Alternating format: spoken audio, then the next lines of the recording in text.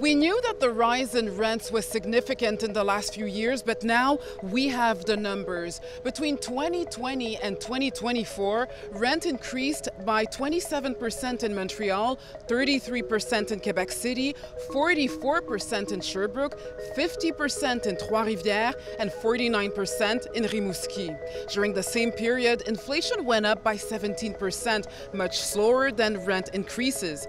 The data showing rent increase in the province was published by a tenant advocacy group. We don't see enough social housing built.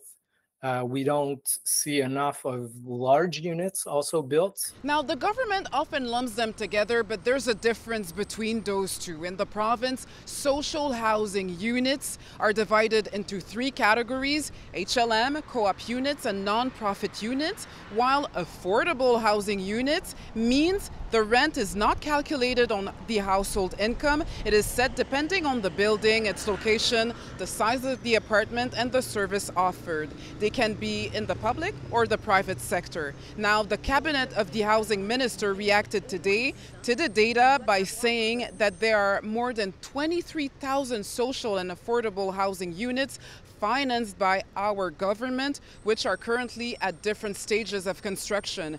There have never been so many.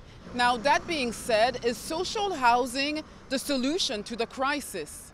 Well, the Construction Association recognizes that the market focuses on luxury apartments and condos because this is what the market wants, and this is what's profitable to them.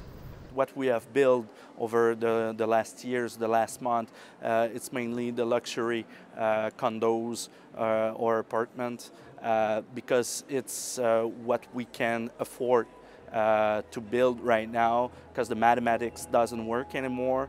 It's not profitable anymore to construct in Quebec because we don't have an action plan for housing. Many say affordable housing is not affordable anymore because it is tied to the market. So there's no simple solution.